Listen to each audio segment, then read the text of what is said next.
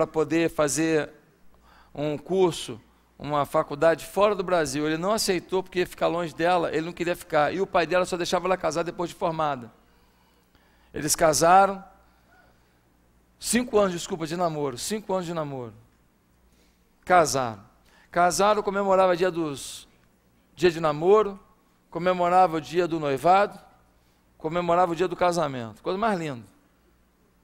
4 anos depois de casado, ele chega para ela e fala assim: olha, eu não te amo mais, vamos terminar. A pergunta é: quanto tempo leva para se apagar uma paixão? Quanto tempo leva para se apagar uma paixão? Depende do tempo, achando que não precisa cultivar relacionamento. Quanto tempo leva para apagar uma paixão? Depende do tempo de deixar para amanhã acertos que precisam ser feitos hoje. Quanto tempo leva para apagar uma paixão? Depende do tempo de deixar uma raiva se transformar numa amargura. Uma amargura num ressentimento que vem a corroer a alma. Quanto tempo leva para apagar uma paixão? Depende do tempo que não se quer gastar para simplesmente estar com o outro. Quanto tempo leva para apagar uma paixão? Depende do quanto a gente não quer gastar, não quer perder, de quanto a gente não quer perder de dinheiro só para estar com a pessoa que a gente ama. Quanto tempo leva para apagar uma paixão? Depende de quanto tempo a gente leva para falar novamente: eu te amo. As paixões vêm, e se não forem cultivadas, elas morrem. Na vida emocional, na vida sentimental é assim, na vida espiritual é igualzinho. Muita gente começou a trajetória da fé que nem essa galera aqui, ó, vibrando. Deus, glória a Deus, que bênção, vai dar certo, Deus é comigo, vou em frente, vou falar do amor de Deus, vou testemunhar, coisa maravilhosa. Quanto tempo leva para apagar uma paixão? Depende de quanto tempo a gente não cultiva esse relacionamento com Deus, essa afetividade com Deus e essa visão de missão, porque só quem serve a Deus cultiva relacionamento real com Ele. Você não vai cultivar relacionamento real com Deus só no discurso, querido. Eu vou ler a Bíblia e vou orar, querido. A Bíblia, a oração é a base, depois tem a prática. Enquanto eu me alimento da palavra e pratico a palavra, a minha relação com Deus vai se construindo. Quantas pessoas que estão apáticas, mas dentro da igreja.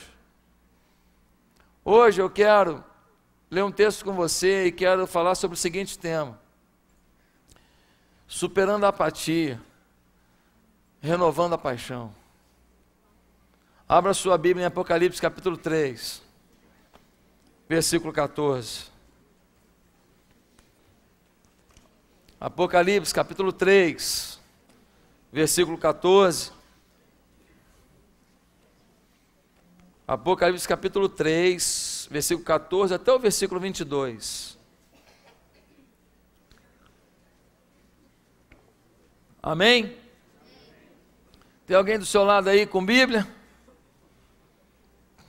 Ofereça a sua Bíblia aí, seu iPhone, seu iPad, seu iTouch, seu Samsung, seu Nokia, para não parecer que é propaganda da Apple. Vamos lá. Apocalipse 3, versículo 14, diz assim: ao anjo da igreja em Laodiceia escreve: estas coisas diz o Amém, a testemunha fiel e verdadeira, o princípio da criação de Deus. Conheço as tuas obras, que nem és frio nem quente. Quem dera fosses frio ou quente, assim, porque és morno e nem és quente nem frio, estou a ponto de vomitar-te da minha boca. Pois dizes: estou rico e abastado, e não preciso de coisa alguma, e nem sabes que tu és infeliz, sim, miserável, pobre, cego e nu. Aconselho-te que de mim compres ouro refinado pelo fogo, para te enriqueceres, vestiduras brancas para te vestires, a fim de que não seja manifesta a vergonha da tua nudez, e colírio para ungires os olhos, a fim de que vejas. Eu repreendo e disciplino a quantos amo. Sê, pois, zeloso, arrepende-te, eis que estou à porta e bato. Se alguém ouvir a minha voz e abrir a porta, entrarei em sua casa e cearei com ele, e ele comigo. Ao vencedor, dar-lhe-ei sentar-se comigo no meu trono, assim como também eu venci e me sentei com meu Pai no seu trono. Quem tem ouvidos, ouça o que o Espírito diz às igrejas. Que Deus fale ao nosso coração agora, em nome de Jesus. Amém? Queridos, essa é uma das 7 cartas que são escritas no capítulo 2 e 3 de Apocalipse. São 7 cartas enviadas a 7 igrejas reais da Ásia. Alguns estudiosos também acreditam que essas 7 cartas, elas se referem a 7 estágios da igreja. O momento da reforma, o momento da Idade Média, o momento disso, o momento daquilo. E a igreja de Laodiceia, a última igreja, se refere então ao momento final que nós estamos vivendo antes da volta de Cristo. E o momento final da igreja, antes da volta de Cristo, é um momento de vida morna, um momento de apostasia. O que é apostasia? Apostasia é quando eu começo a ser Deus da Bíblia, e não a Bíblia ser a palavra de Deus na minha vida. Ou seja, eu leio na Bíblia o que me interessa. A Bíblia fala assim: você é vencedor, multiplicarei a tua fazenda, é meu, tomo posse. A Bíblia fala assim: namoro não é casamento, sexo é dentro do casamento. Isso não serve para mim, porque o tempo mudou. O tempo mudou, não serve para mim. A Bíblia fala assim: você será mais que vencedor, a alegria brilhará na tua vida. É meu, não tomei posse. A Bíblia diz assim: os fins, os meios não justificam os fins. Se o meio é ilícito, você não deve seguir esse caminho. Aí alguém fala assim: mas calma aí, como é que eu vou perder esse dinheiro? Não vou perder. E o Senhor, fica tranquilo que eu dou até meu dízimo. Porque isso aqui não serve mais para mim, porque eu quero viver nessa vida de forma regalada. Então isso eu não pego, porque a Bíblia está ultrapassada. Hoje todo mundo faz. A apostasia é quando a gente começa a fazer as coisas que Deus condena, e a gente não tem as bênçãos de Deus, porque Deus não vai abençoar desobediência, querido. Tem muita coisa que você jogou fora por desobediência. Se você tivesse sido obediente, você não teria jogado fora. Mas eu louvo a Deus que você pode restaurar e recuperar muita coisa que você jogou fora, porque Deus é Deus de vitória. Deus é Deus maravilhoso, Deus é Deus benigno, bondoso, misericordioso. E tem uma coisa linda que eu quero te falar: Ele não desiste de você. Você pisa na bola, você pisa na goiaba, você pisa no tomate, você pisa na maionese, você pisa onde você quiser, você escorrega o tempo inteiro. Tem uns que ficam esparramados, não quer nem levantar. E Deus olha e fala assim: é meu filho. Capeta, tu não vai tirar a vida dele, porque eu tenho esperança que ele uma hora vai compreender o meu amor. E ele vai levantar e vai vir com as vestes sujas, da escorregada, da pisada na bola, e falar: Senhor, estou todo sujo. E eu vou dar vestes novas para ele, e eu vou dar ministério para ele, e vou glorificar o meu reino na vida dele. Meus amados irmãos, essa é uma situação muito complicada, essa igreja de Laodiceia. Por quê? Laodiceia ficava no Vale do Lico. O Vale do Lico era uma região composta por 3 cidades. Uma cidade chamada Colossos, que era conhecida por suas fontes de águas frias. Uma segunda cidade chamada Hierápolis, que era conhecida por suas fontes termais. E a terceira cidade, Laodiceia, que não tinha fontes próprias, recebiam águas que vinham de outras cidades até ela, através de aquedutos. Mas quando a água vinha, naquele percurso todo de aqueduto, batendo o sol em cima, aquele negócio todo, chegava lá uma água morna. E essa água morna não era de boa qualidade. Essa água morna, muitas pessoas quando bebiam, sentiam ânsias de vômito. Era muito comum as pessoas passarem mal em função da péssima água que eles tinham em Laodiceia. Meus amados irmãos, o apóstolo João, inspirado por Deus, quando está escrevendo a Laodiceia, ele faz um paralelo entre o que acontece com o povo, pela água que tem, e o que vai acontecer com a vida deles diante de Deus. Do mesmo jeito que a água morna fazia ânsia de vômito neles, a atitude deles provocava no Senhor uma atitude de uma ânsia de vômito. O Senhor não aceitava aquela atitude deles. E qual era essa atitude? Bem, Laodiceia era uma cidade extremamente rica. Para você ter ideia, Laodiceia tinha mina de ouro. Laodiceia tinha uma grande produção de roupa de lã, era o grande polo fabril da região, do Império Romano. Produziam casacos, roupas finas. Em Laodiceia havia um mercado. Você fala assim, pastor, mas isso aqui está parecendo até uma cidade como fosse hoje. Mas é isso mesmo. Se você tem ainda a impressão de que as igrejas do primeiro século, as igrejas e as cidades, eram um lugar assim, todo ferrado. Deixa eu te falar uma coisa, tem um monte de cidade do Brasil que não tem a estrutura que tinha essas cidades aqui, com exceção da eletricidade, etc, etc. Mas, meus queridos, os caras tinham teatros fantásticos. Um desses teatros, você vai lá em Cesareia de Filipe, você vê um teatro lá, a coisa mais linda do mundo. Sabe quem canta lá? Cantou Pavarotti, cantou Madonna. E ele é ao ar livre, a acústica fabulosa. Eu levei um grupo a Israel, há um tempo atrás, e tinha duas irmãs da nossa caravana, uma irmã da irmã Elite, até a mãe da Eliane Cários, e eles estavam montando que ia ter um show lá. Aí eu cheguei lá, dei um papo nos caras, falei, rapaz, tem duas cantoras aí, eu posso botar elas para cantar aqui no palco aqui? E aí o cara falou, é cantora? É cantora, rapaz, negócio fino aqui. Aí eu falei com elas subiram lá, e nós ficamos aqui na plateia, e elas subiram lá, e elas cantaram louvor ao nosso Deus. Naquele lugar onde cantou Madonna, cantou Pavarotti, cantou não sei quem, tal, Michael Jackson, sei lá quem, teve duas servas do Senhor cantando ali, louvando, e a gente, e vibrando ali, gente, a acústica é perfeita, negócio de doido a tecnologia que eles tinham. Laodiceia é uma cidade riquíssima, com toda a infraestrutura cultural que você possa imaginar, teatro, peças, dança, tudo. Queridos irmãos, Laodiceia também era um lugar conhecido pela sua medicina avançada. Eles desenvolveram lá um pó chamado pó da Frígia. E esse pó, ele era colocado principalmente no ouvido e nos olhos e curava.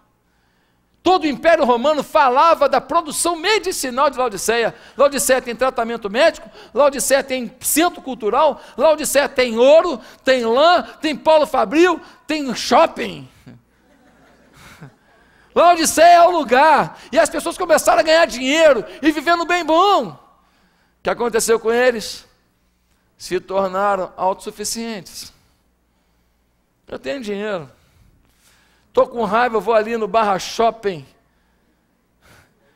de Laodiceia, gasto logo 5 mil reais logo, compro logo umas roupas caras logo, compro logo uma bolsa de 10 mil logo, para dar logo uma detonada no cartão. Eu vou lá, eu estou podendo, estou com raiva, estou com muita raiva, onde é que tem um restaurante caro aqui? Eu vou lá gastar dinheiro, não vou fazer propaganda de restaurante nenhum, não para dar mole para eles não. Vou lá no restaurante caro, vou gastar dinheiro, vou comer do bom e do melhor. É sexta-feira à noite, sabe o que eu vou fazer? Eu vou pedir um sushi o mais caro aqui em casa. Vou mandar vir um cara enfaixado, com a faixinha, com a roupinha. Vai fazer para mim aqui em casa, aqui, preparar os quitutes aqui. Eu estou com dinheiro. Eu estou meio magoado. Sabe o que eu vou fazer? Eu vou dar um rolê na França.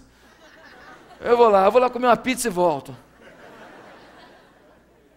Esse povo começa então a desfrutar disso, e eles começam a achar o seguinte: para que Deus? Só que isso chegou na igreja. O povo de Jesus se influenciou. Aquele povo apaixonado, que corria risco de vida para poder servir a Deus, agora começou a ficar morno. Começa a vida cristã, mais ou menos. Bíblia, se der eu leio. A oração, se der eu leio. Eu vou viver mais ou menos. Eles começam agora a não ter paixão mais. Não ter mais aquela empolgação. Deus não é mais o centro da vida deles, querido. Quando a Bíblia diz que é mais fácil passar um camelo pelo buraco de uma agulha do que um rico entrar no reino do céu, não quer dizer que Deus tem raiva de rico. Não quer dizer que rico não pode se converter, não. Nem isso não. É que Deus é muito sábio em dizer que quando a riqueza chega, é muito comum as pessoas amarem mais o que têm do que a Deus, e acharem que com o que têm, podem resolver qualquer problema, e não precisam depender de Deus. Agora, quando você vê um pobrezinho, Filho, ele não tem amizade com ninguém importante. Ele não tem dinheiro. Ele não tem cartão de crédito. Ele não tem nome limpo.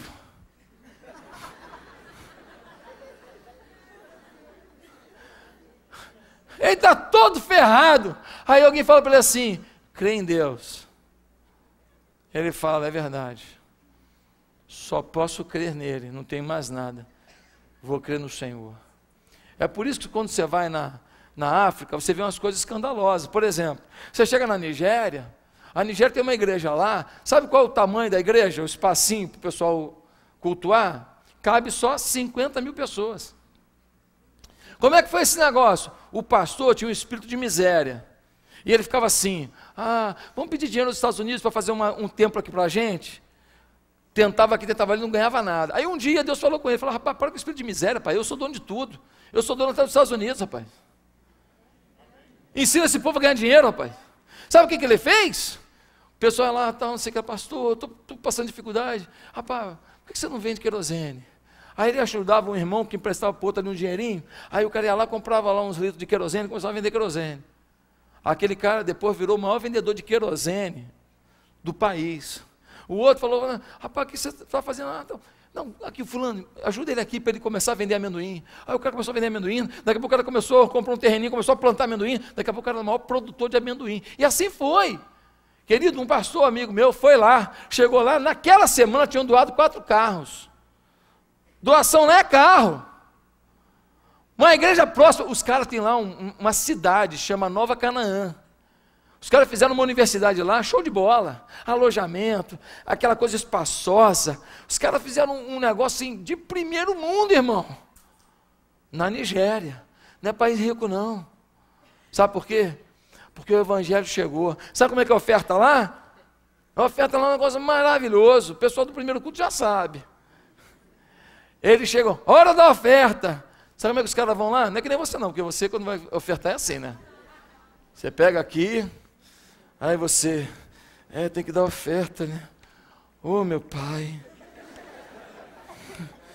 estava querendo tanto ir no porcão hoje, Senhor.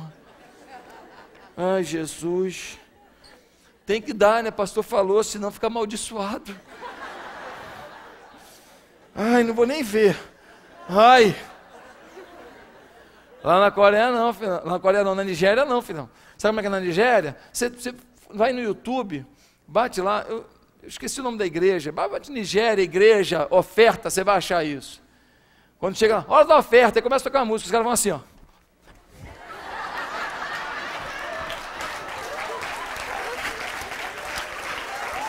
É assim, cara. A maior alegria. Um povo que não perdeu a paixão, eles celebram ofertar ao Senhor, porque eles sabem como eles viviam, eles sabem o que eles têm hoje, é fruto da bênção do Senhor. A prosperidade está chegando, mas não invadiu o coração deles não, Deus continua sendo o centro da vida. É possível morar na Barra, no Recreio, morar na Cobertura, morar não sei aonde, morar em Jacarepaguá, morar num lugar legal, ter um dinheirinho, ter um carrinho, ter uma coisa, ter um apartamento legal, um colchão bonitinho, ter tudo arrumadinho, e não perder a fé, querido. É possível manter essa alegria de ofertar ao Senhor, de viver para o Senhor. Agora, a igreja lá na morna, Deus falou assim: estou com vontade de vomitar vocês. Porque quando é frio, pelo menos está consciente que está frio. Quem sabe uma hora toma vergonha, quem sabe uma hora olha para mim.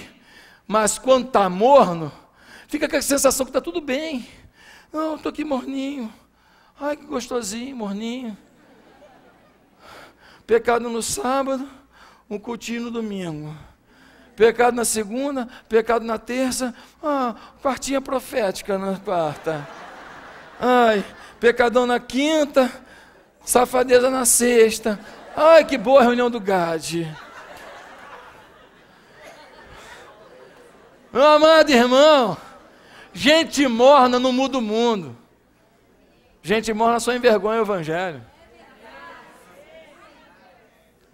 Infelizmente, os mornos são os que fazem as pessoas não acreditarem que o poder de Deus está na igreja. Meus amados irmãos, a igreja estava assim. A igreja estava completamente perdida, irmãos. A igreja estava sem noção de para onde ir. E Deus fala para eles: olha, vocês estão vivendo como ateus práticos. Sabe o que é isso? O ateu que não é prático, ele fala assim: eu sou ateu. Ele verbaliza, ele é ateu mesmo, eu sou ateu. O ateu prático é aquele que diz assim: eu creio em Deus, mas vive como se Deus não existisse. Os planos dele não tem Deus. As prioridades dele não englobam Deus, nem a obra de Deus. As metas dele não envolvem o reino de Deus, envolvem as vontades dele, as paixões dele, os bens que ele sonha ter. Já desse encontrei com um cara, o cara ganha 200 mil reais por mês. Não tem um imóvel quitado. Por causa do pecado. Por causa do pecado, só se mete em furada, fica devendo, ganha dinheiro, perde de novo. Não tem um imóvel quitado, 200 mil reais. Se tivesse um pouco de bom senso, poxa, com 30 mil ia viver regaladamente. Ia viver viajando para o exterior todo ano, tranquilo. Ia sustentar missionário no mundo inteiro. Ia sustentar talvez um orfanato. Ia ter uma experiência de ser útil à sociedade. Ia ter uma experiência de mudar a vida de alguém. Ia continuar viajando. Só não ia ficar viajando todo dia. Ia continuar comendo bem. Ele podia viver de forma regalada com esse dinheiro. Mas não, o pecado rouba tudo. E vai para o pecado. E é o uísque, é a mulherada, e é a noitada. E é isso e aquilo. É olho grande, faz negócio, perde dinheiro. Meus amados irmãos, quem é que não aceita uma igreja morna? O texto diz, versículo 14, diz assim: essas coisas diz o amém. O amém. Jesus é a palavra final, querido. O amém, assim seja. Quem está falando isso é aquele que tem o controle do final da tua história. Quem está falando isso é aquele que pode mudar a sua vida, sim. Quem está falando isso é aquele que pode restaurar completamente sua família, sim. Mas diz mais o texto. Quem diz essas coisas, versículo 14. Essas coisas diz o amém. A testemunha fiel e verdadeira. Jesus é a testemunha de tudo que Deus tem feito na humanidade. Jesus é a testemunha de tudo que aconteceu, de tudo que foi profetizado. Ele é a resposta de Deus, a vontade do homem de se distanciar de Deus. Ele veio ao mundo e nos ensinou o caminho para Deus novamente. E ele pagou o preço e morreu numa cruz. E ele pagou esse preço. Meus irmãos, um dia, um general inglês subiu nos muros de Jerusalém, e lá de cima do muro de Jerusalém, ele viu um negócio assim, atrás de umas árvores e tal, falou: aquele morro ali parece uma caveira. Ele lembrou que Jesus foi crucificado num lugar chamado caveira, porque o lugar da crucificação e o lugar do sepulcro de Jesus, que as pessoas consideravam, estava dentro da cidade. E eles colocaram uma igreja em volta disso. Mas esse general inglês viu isso lá, evangélico ele. E aí ele foi lá, limpou, quando ele viu que aquele lugar parecia caveira, ele falou assim: rapaz, isso aqui está parecendo o lugar da crucificação. E diz o texto bíblico que o jardim era perto. Ele olhou, tinha um jardim do lado, falou: é aqui mesmo, cara, tem que escavar esse negócio aqui. O que ele fez? Foi lá, comprou aquela área. Comprou a área, começou a escavar, procura um túmulo, lá pelas tantas, acharam um túmulo. Quando abriram aquele túmulo, viram que ele estava vazio.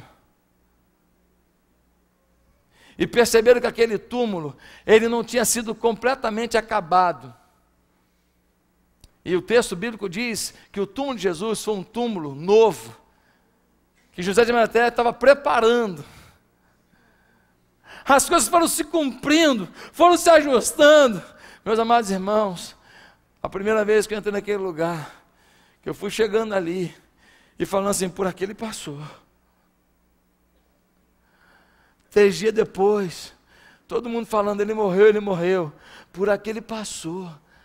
Eu fiquei naquela passagem ali, e eu me lembro da gente cantando: mas a cruz não conseguiu vencer o autor da minha vida. Aleluia, Cristo reviveu, entre nós vive outra vez. Novamente eu posso adorar, em espírito, em verdade, declarar sim todo o meu amor a Jesus, meu Rei, meu Salvador. E a gente cantava, eu falando, ele passou por aqui, ele vive está, o meu Rei vive.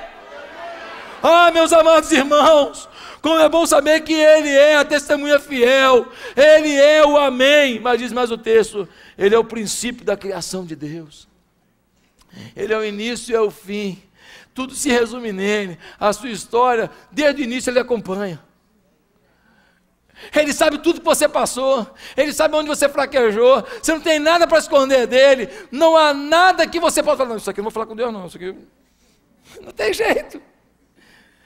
Mas ele tem um plano para a sua vida, mas não para um morno. Morno é para ser vomitado. Ele tem um plano para a gente que quer ser quente, apaixonada, viver um tempo com ele. Quando a apatia marca a vida, nós podemos afirmar algumas coisas. Primeiro, a apatia causa náusea em Deus. Querido, Deus quer vomitar a gente infrutífera. Que isso, pastor? Infrutífero por quê? Porque eu não consegui, não. Deus não abandona a gente infrutífera porque tentou e não conseguiu, não. Deus quer vomitar a gente que o ama, que diz que ama pelo menos, e que abre mão dessa relação com Ele, para viver uma vida morna na igreja, ao invés de dar fruto. Você está nesse mundo para fazer diferença, querido. Você está nesse mundo para mudar a história desse universo. Você está nesse mundo para mudar o coração das pessoas. Você está nesse mundo para levar o poder de Deus a muita gente. Você está nesse mundo para sentir a glória de Deus intensamente. Você está nesse mundo para fazer algo sobrenatural. Você está nesse mundo para viver algo inédito com Deus. Você está nesse mundo para ver alguém curado através da tua oração. Você está nesse mundo para ver uma família restaurada através do teu conselho. Você está nesse mundo para mostrar a glória de Deus para quem passar pela sua vida. Querido, você não pode ser infrutífero. Eu me lembro de um jovem, camarada passava maior dificuldade, o carro dele era uma Brasília. Você que é mais jovem nem sabe o que é Brasília, pensa que é uma cidade só. Nem sabe. Brasília é um carro. É um carro. Rapaz, carrinho velho, carrinho ferrado, mas o cara era uma benção na igreja. O carro era velhinho, mas o coração dele era renovado, cara. O cara servia a Deus, eu conheci ele. Amava a Deus. Desempregado, a mulher bancando a casa. Aí o cara pediu a Deus, Deus me abençoe aí para passar no concurso. Passou no concurso público. Ah, meu irmão, concurso público, dinheiro chegando, comprou apartamento, carro para ele, carro para a mulher, os filhos tudo de tênis bonito, tudo legal. Meus amados irmãos, um dia ele foi pego, sabe o quê? Corrupção. Um homem que temia a Deus, ficou morto. Final de semana não vou servir a Deus não, porque estou com o pessoal aí, nós vamos passear no Hotel Fazenda. Ah, mas você não vai para o Tadel não? Não vou para o Tadel não, é muito cedo. Domingo é o dia que eu durmo. Quando Jesus voltar, você fala para ele isso. Fala, eu não fui lá para fazer a obra de Deus não, para aprender com o pastor, para ser treinado, para ser um servo, para ser um pastor do reino de Deus não. Sabe por quê? Porque domingo é o dia de eu dormir. Terça-feira é 7h30. Dá tempo de fazer o Tadel e ainda vir para a mensagem da quarta profética. Ah, não, é muito tarde.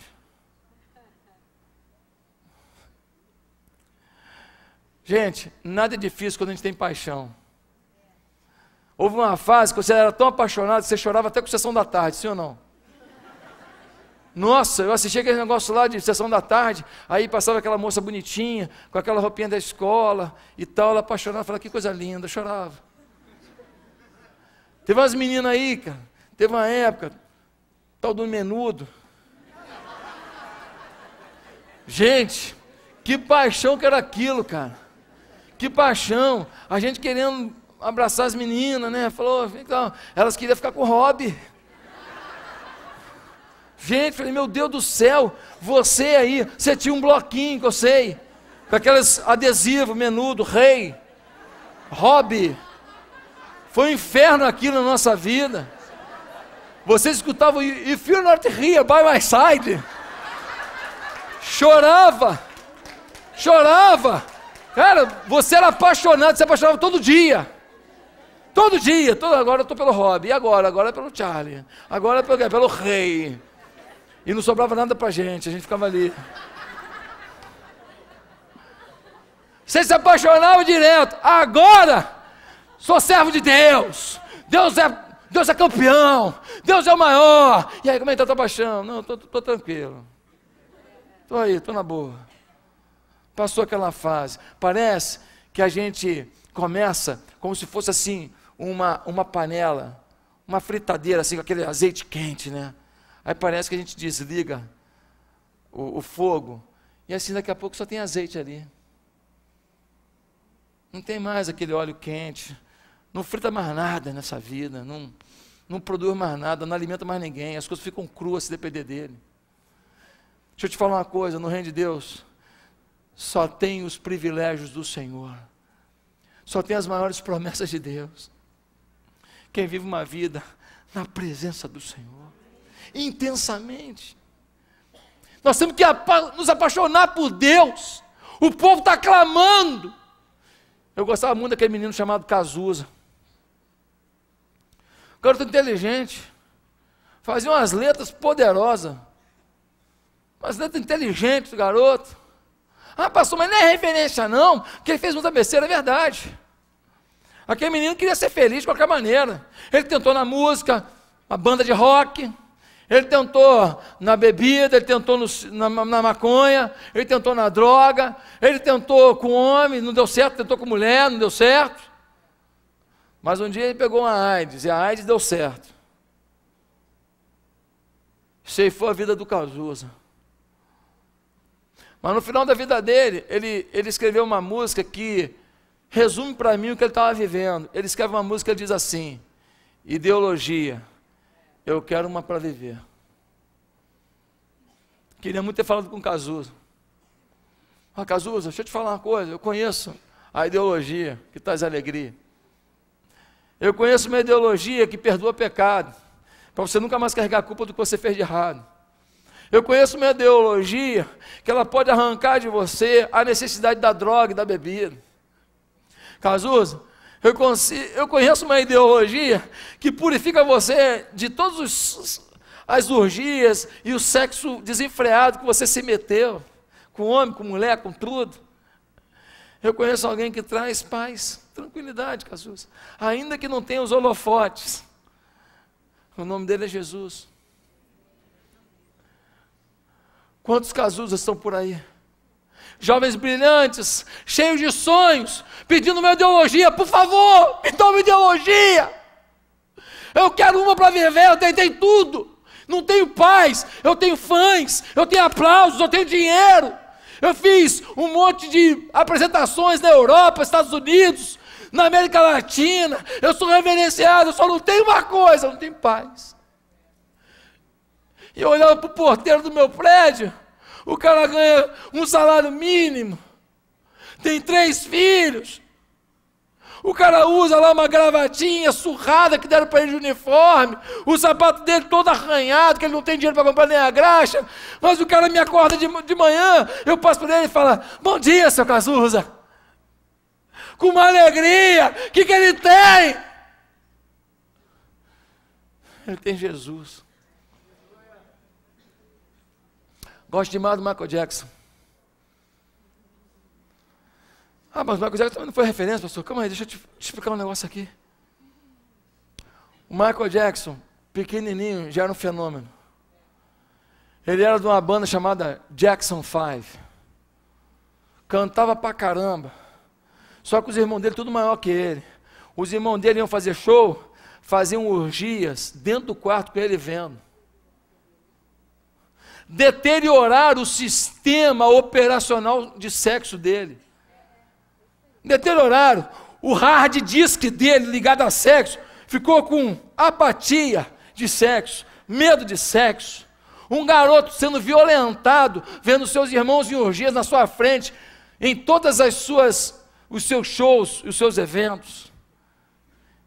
Tendo que trabalhar, tendo que ensaiar com um pai duro. Ensaia, pum! Ensaia, pá! Leva a sério, pá! Um garoto que era escravizado, pequeno, para trabalhar, e que tinha um bando de irmão de forma deprimente vivendo. Você queria o quê? Sabe o que aconteceu com ele? Ele não teve infância. Ele era uma criança. Ele foi na casa dele e fez uma Disneylândia para ele. A terra do nunca. O prazer dele é levar as crianças lá. Ah, mas ele abusou do menino. Quem prova?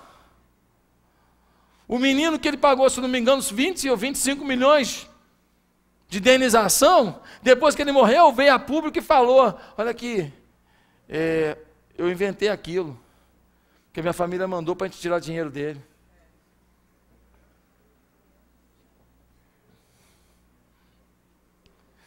Se alguém tivesse chegado para o Michael Jackson, falado, Mike, Jesus que fez você assim, você é uma fera. Pô, o primeiro dia que eu vi aquele cara dançar o moonwalk, gente, eu fiquei doido. Falei, que isso, cara? É inacreditável aquilo, gente. Que coisa fenomenal, você não acha não? Eu acho fantástico aquilo. Gente, que cara inventava uns negócios doidos demais. Alguém podia ter falado para ele, cara, tu vai fazer isso lá nas ruas de ouro. Você vai fazer isso no céu. O Senhor quer curar as feridas da tua alma. O Senhor quer mudar a tua história. Mike, Deus ama você. Queria eu ter falado isso para ele. As pessoas estão desesperadas, procurando referências para a sua vida espiritual, e estão encontrando o quê? Um bando de crente chechelento que reclama de tudo, que vive por dinheiro, que não pode liderar a célula porque não pode acordar de manhã para vir para um Tadel, que não pode discipular uma pessoa porque tem que fazer academia para ficar bonitão, porque o verão está chegando. Quais são os nossos valores, queridos? O Senhor quer trazer avivamento. O Senhor não desiste de você. O Senhor conta com você para fazer uma revolução nessa cidade. Irmãos, o que Deus tem feito com a gente é algo sobrenatural. Só que eu quero te falar uma coisa, isso tudo, de 20 e pouco para 2000 e pouco, isso aqui é gota perto do que Deus quer fazer. O Senhor quer abrir igrejas por esse Brasil, por esse mundo afora, e enviar os seus filhos, o seu filho, vai ser um homem de Deus, um pregador da palavra. Não sei se ele vai ser médico, engenheiro, não sei o que ele vai ser da vida, mas ele vai ser um pregador da palavra, com autoridade e fé. A sua filha vai casar com um homem de bem, um cara respeitador, que obedece a palavra. Não é para fazer? Não é. Ah, é para fazer? Então eu faço. Minha regra de fé é a palavra. Meus amados irmãos, nós queremos semear o que na vida dos nossos filhos? Que igreja vamos ser a gente? Nós vamos ser apaixonados por Deus, viver em Deus, experimentar algo dele, ou a gente vai ser esse povo que fala assim, a vida cristã, é legalzinho, né? A pessoa é legal. Ninguém enche a cara de cachaça, ninguém rouba, né? Assim, ninguém estupra, né? A pessoa é bom. Queridos, que rouba paixão e traz apatia à igreja? Primeiro, a distorção do que é riqueza. Versículo 17 diz que eles falaram assim, nós somos ricos. Eles começaram a achar que riqueza era ter ouro, era ter uma indústria farmacêutica poderosa, era ter uma indústria fabril fantástica e todo mundo bem empregado e ganhando bem. Querido, deixa eu te falar, isso não é riqueza não. Se você está achando que isso é a grande riqueza da sua vida, você está muito enganado. Segunda coisa que faz a gente se afastar dos planos de Deus, autossuficiência. Versículo 17, eles vão dizer assim: eu estou rico e abastado, não preciso de coisa alguma, autossuficiência. Quando a gente começa a achar que a gente resolve tudo porque a gente conhece alguém que é um político bom, ou que a gente resolve tudo porque a gente tem um dinheiro, ou que a gente resolve tudo porque o nosso plano de saúde é bom, ou que a gente resolve tudo porque o nosso condomínio tem toda a infraestrutura, a gente está perdendo a visão. Essa não é a maior riqueza da sua vida. A maior riqueza da sua vida é ter paz e alegria dentro de você, que com paz e alegria dentro de você, você luta pelo resto. Mas se você tiver o resto, não tiver aqui dentro, a riqueza aqui dentro, a riqueza de paz, de alegria, querido, a hora que você tiver um problema na sua área financeira, a hora que tiver uma perda qualquer, você se desespera, você dá um tiro na cabeça. A falsa fartura levou um sentimento: não precisamos de Deus. Sabe o que mais afasta você do caminho, da paixão de Deus? A autocomplacência. Como assim, pastor? Complacência. O cara fala assim: eu sou rico e abastado. Aí Jesus falou para eles: vocês são pobres, vocês são apáticos, vocês são cegos, nu, vocês não têm nada. Mas eles se achavam, sabe por quê? Porque eles achavam que os defeitos de fabricação deles, os pecados deles, eram normais, todo mundo faz. Eles não conseguiam ver os pecados, não. Eles não conseguiam ver que eles estavam vivendo igual ao mundo, não. Por quê? Porque todo mundo faz, então autocomplacência. Eu estou num mundo que me permite isso, não tem problema, eu sou igual a todo mundo. Autocomplacência. Em último lugar, eu queria dizer para você, como é que a gente transforma essa apatia em paixão novamente? O versículo 19 vai dizer algo muito forte. Vai dizer assim: eu repreendo e disciplino a quantos amo, sê pois zeloso e arrepende-te. Hoje você precisa se arrepender da vida que você está levando, onde Deus não é prioridade. Hoje você precisa dizer assim: os Cazuzas, os Michael Jackson, os Antônio, os Pedro, os Paulo, os João, os Marcelo, as Catarinas, as Patrícias, as Marias, as Antônias, as Biancas, que passarem no meu caminho, vão ver que eu conheço Deus, que eu amo a Deus, que Ele fez diferença na minha vida, e eu vou apresentar esse Deus para eles. Meus amados irmãos, nós precisamos nos arrepender. A Bíblia vai dizer, nesse versículo 20, 19, compres ouro refinado pelo fogo, ou seja, coisa espiritual, coisa valiosa, e vai dizer, tenha vestiduras brancas. Deixa o teu pecado, deixa a tua letargia, busque ao Senhor. Meus queridos, há uma promessa para quem hoje se arrepende diante de Deus, e a promessa está no versículo 21, e eu quero terminar aqui. Diz assim, versículo 21, ao vencedor dar-lhe-ei sentar-se comigo no meu trono, assim como também eu venci e me sentei com meu Pai no seu trono. Eu queria que você imaginasse uma cena comigo aqui. Olha o que Jesus está dizendo: ao vencedor, ao que se arrepender e decidir viver na minha presença e confiar que o resto eu dou. Eu não quero te tirar nada, eu quero te abençoar, mas eu quero que você viva comigo, porque eu disciplino a quem amo. Ele fala: ao vencedor darei a chance de se assentar comigo no meu trono. Você está entendendo o que está falando? O trono de Deus, tem outros tronos do lado? Vai sentar no meu trono. Eu lembrei logo do meu pai. Quando eu era pequeno, eu sentava.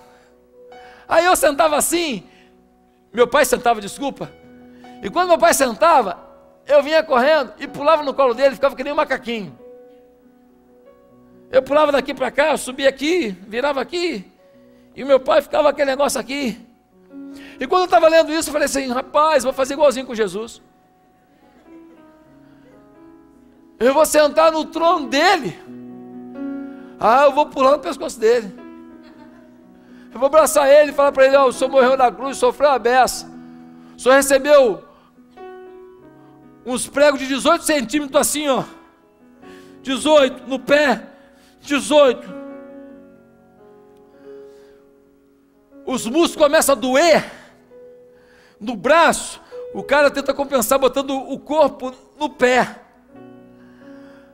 As câimbras começam a doer nessa região toda, câimbras terríveis. O cara tenta compensar no braço.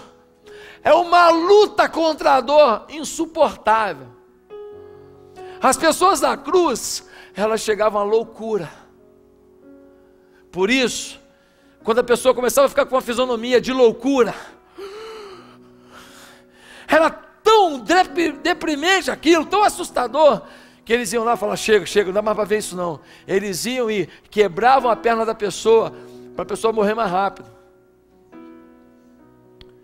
Com Jesus tinha uma profecia, de que nenhum osso dele seria quebrado. Por isso, quando chegaram perto, meu irmão, não aguento mais ver esse negócio não, esses dois ladrões aí do lado aí, ó, ai, sai matando esse cara aí. Quando for quebrar a perna dele, não, já morreu. Ah, só para confirmar. Enfiaram uma lança nele. Eu vou pular no pescoço dele e eu vou falar assim: eu estou aqui no teu trono, que nem um filhinho. Eu vou falar: Josué, você já me abraçou 350 vezes. Ah, vou aproveitar. Mas todo mundo quer abraçar o senhor de presente. Sai abraçando todo mundo aí, mas aqui no trono eu que estou aqui. Meus amados irmãos, ao que vencer, darei a chance de se assentar no meu trono. Nós estaremos nele, nós estaremos abraçados com ele. Isso é muito forte. Nenhuma dor dessa vida, nenhuma luta dessa vida não tem data para acabar, não. Todas têm data para acabar. Todas. As mazelas da sua vida têm data para acabar. Os bullying da sua vida têm data para acabar. Agora, ao vencedor, darei-lhe a chance de se assentar no meu trono. É para lá que eu vou. É para lá que você vai, em nome de Jesus.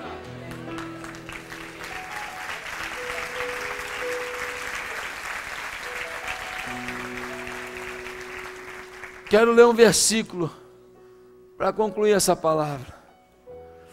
O versículo está no versículo 20. Eis que estou à porta e bato. Se alguém ouvir a minha voz e abrir a porta, entrarei em sua casa, cearei com ele e ele comigo. Essa palavra não é para quem não tem Jesus não, querido. Ele está falando para a igreja. Ele está falando para a igreja de Laodiceia. Aqui, ó. Tem gente que está na igreja, mas não ceia comigo. Tem gente que está na igreja, mas não desfruta da minha presença. Tem gente que está na igreja, mas não tem relacionamento, contato, abraço comigo. Estou à porta e bato. Estou aqui todo domingo falando através dos cantores, dos pregadores, toda quarta-feira. Estou aqui nas células, através dos líderes de célula. Eu estou à porta e bato. Se alguém ouvir a minha voz, eu vou entrar, eu vou mudar a vida dele. Porque eu não morri na cruz para não mudar a vida não. Eu morri na cruz para mudar vidas. E mudar por completo, e o mundo vai ver isso. Minha pergunta hoje, primeira: você que tem servido a Jesus, você está na apatia ou você está no fogo? Você está na apatia ou está na paixão? Quero que você curva a sua cabeça agora e faça uma oração. Quero que você peça perdão ao Senhor, se você está na apatia, e você decida hoje ler a palavra de Deus, orar e viver o reino de Deus intensamente. Quero que você fale agora: Deus, eu vou viver cheio do teu Espírito a partir de hoje. Eu vou orar meia horinha que seja de manhã, depois 15 minutos na hora do almoço, 15 minutos à noite, já deu 1 hora. Eu não vou ficar sem a tua glória, não. Você tem que sair daqui hoje com a visão de que você vai ser espiritual. Agora eu quero fazer um último apelo para a gente encerrar o culto. Quero perguntar se tem alguém aqui que nessa noite foi tocado pelo Espírito Santo de Deus, e você sabe que você não tem vivido uma fé genuína e profunda em Jesus, mas hoje você quer se entregar para Jesus e viver na presença dEle. Hoje você quer ter intimidade com Ele, você quer recebê-lo como Senhor, Salvador, dominador da sua história. Você quer confiar nele de todo o coração. Você quer pegar seus sonhos, seus planos e falar: Deus, confirma aqui o que é teu, o que não for teu pode tirar. Eu quero viver os teus planos para a minha vida. Você quer hoje entregar sua vida a Jesus, recebê-lo como Senhor, como Rei da sua vida? Se você quer isso hoje, repete comigo uma breve oração. Ninguém precisa ouvir, fale no seu coração, mas você não pode sair daqui sem hoje entregar sua vida a Jesus e pedir que Ele reine na sua vida. Repita comigo essa oração, diga assim: onde você está? Santo Deus, nessa noite eu quero entregar minha vida a Jesus. Eu quero receber a presença dEle na minha vida, quero que Ele transforme meu coração, perdoe os meus pecados, me ensine o caminho a seguir e me dê direção, a Deus, para cada decisão da minha história. Eu quero ser íntimo do Senhor, quero viver poderosamente o Evangelho, em nome de Jesus, amém. A igreja continua de cabeça.